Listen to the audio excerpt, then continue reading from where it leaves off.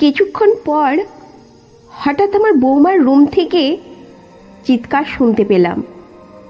আমি দ্রুত সেখানে গিয়ে দরজার ফাঁক দিয়ে দেখলাম আমার স্বামী ভেতরে আছে। বৌমা কেঁদে বলল, আজকে আর নয়, আমি আর কষ্ট সহ্য করতে পারছি না। স্বামী শান্ত করে বলল, আজ রাতেই সব শেষ, তোমার যন্ত্রণা সেরে যাবে। আমার ছেলে ফিরে আসার আগেই তোমাকে পুরোপুরি। আমার নাম সুমিতা, আমার স্বামী সুমন। তিনি হাসি খুশি একজন মানুষ ছিলেন। তিনি পরিবারের সবাইকে নিয়ে সবসময় আনন্দে মেতে থাকতেন এবং আমাকে ভীষণ ভালোবাসতেন। আমরা আমাদের সন্তানদের সাথে অনেক সুখের মুহূর্ত কাটাতাম, কিন্তু আমাদের পরিবারের এই সুখময় জীবন ধীরে ধীরে বদলে যেতে শুরু করে। আমার ছেলের বিয়ের পর আমার ছেলে একটি বড় কোম্পানিতে ম্যানেজার হিসেবে কাজ করত। তার কাজের জন্য প্রায় তাকে শহরের বাইরে যেতে হতো। আমাদের বাড়িতে তার নতুন বউ, মানে আমার বৌমা, আমাদের সঙ্গেই থাকতো। শুরুতে সব কিছুই স্বাভাবিক ছিল, কিন্তু একদিন আমার ছেলে 1 মাসের জন্য বাইরে কাজে গেলে আমি লক্ষ্য করলাম আমার স্বামীর আচরণে অদ্ভুত কিছু পরিবর্তন ঘটতে শুরু করেছে। প্রতিদিন সকালে ঘুম থেকে উঠলেও আমার বৌমাকে খুব ক্লান্ত লাগতো। আমি জিজ্ঞাসা করলে সে বলতো, মা, রাত খুব গরম, তাই ঠিকমতো ঘুমাতে পারিনি। প্রথমে আমি এসব বিষয়কে গুরুত্ব দিইনি, সব কিছুই স্বাভাবিক বলে মনে হয়েছিল। কিন্তু ঘটনা অন্যরকম হতে শুরু করে। একদিন রাতে আমি হঠাৎ পিপাসার্ত হয়ে জল খেতে উঠলাম। জল খেয়ে ফিরে এসে দেখি আমার স্বামী বিছানায় নেই। আমি চিন্তায় পড়ে গেলাম, এত রাতে সে কোথায় গেল? কিছুক্ষণ পর হঠাৎ আমার বৌমার রুম থেকে চিৎকার শুনতে পেলাম। আমি আতঙ্কিত হয়ে দ্রুত সেখানে গিয়ে দরজার ফাঁক দিয়ে দেখলাম আমার স্বামী ভেতরে আছে এবং সে আমার বৌমার দিকে কিছু বলছে। স্বামীকে বলতে শুনলাম, এটা কয়েকদিনের ব্যাপার মাত্র, একটু কষ্ট হবে, কিন্তু পরে তুমি ভালো অনুভব করবে। আমি অবাক হয়ে গেলাম এবং কিছু না বলে চুপচাপ নিজের ঘরে ফিরে এলাম। সারা রাত ভাবতে লাগলাম, কিন্তু কোনো কুলকিনারা পেলাম না। পরদিন সকালে উঠে দেখি আমার স্বামী ঘুমাচ্ছে এবং আমার বৌমা তখনও ঘুম থেকে ওঠেনি। আমি চা বানিয়ে আমার স্বামীকে দিলাম এবং তার কাছে জানতে চাইলাম, আজকে এখন এত দেরি পর্যন্ত কেন ঘুমাচ্ছ? স্বামী উত্তর দিলেন, রাতটা একটু গরম ছিল, তাই ঘুমাতে পারিনি, কিন্তু আমার মনে শান্তি আসেনি। আমার বৌমাও সেদিন ক্লান্ত ছিল। সে বলল, মা, আমি খুব ক্লান্ত, ঠিকমতো ঘুম হয়নি। গত কয়েকদিন ধরেই তার স্বাস্থ্যের অবনতি হচ্ছিল। এটা আমাকে আরও বেশি চিন্তিত করে তুলল। এক রাতে আমি আবার দেখলাম আমার স্বামী চুপিসারে বৌমার রুমে ঢুকে গেলেন। আমি দরজার কাছে গিয়ে লুকিয়ে থাকলাম।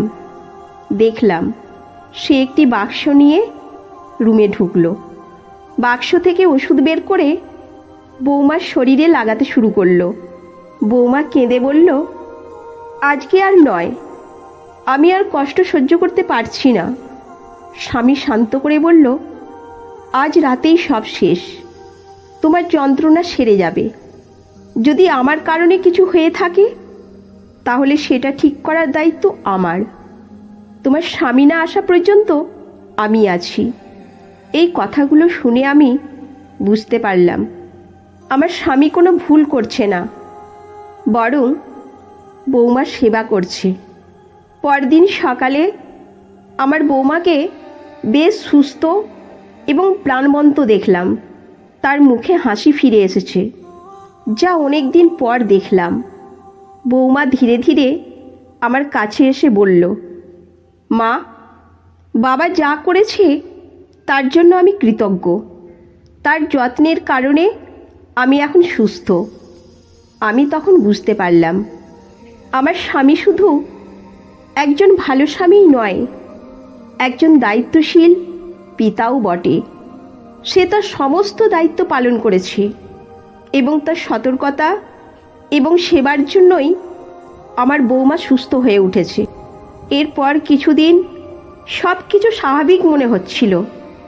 আমার স্বামী যেমন বৌমার সেবা করছিল, তেমনি ঘরের অন্যান্য কাজেও মনোযোগ দিচ্ছিল। বৌমার স্বাস্থ্যও ধীরে ধীরে ভালো হতে লাগলো, কিন্তু আমার মনে তখনও অস্বস্তি কাজ করছিল। একদিন দুপুরে যখন সবাই নিজের কাজে ব্যস্ত ছিল, আমি বৌমার রুমে ঢুকে পড়লাম। বৌমা তখন বিশ্রাম নিচ্ছিল। আমি তার পাশে বসে তাকে জিজ্ঞাসা করলাম, তুমি কি সত্যি এখন পুরোপুরি সুস্থ? বৌমা মৃদু হাসি দিয়ে বলল, মা, এখন আমি অনেক ভালো আছি, কিন্তু একটা কথা বলবো। আমি বললাম, নিশ্চয়ই বলো। বৌমা একটু দ্বিধাগ্রস্ত হয়ে বলল, গত কিছুদিন ধরে বাবা আমাকে খুব যত্ন করছেন, কিন্তু মাঝে মাঝে আমি অনুভব করি তিনি যেন আমার প্রতি অতিরিক্ত নজর দিচ্ছেন।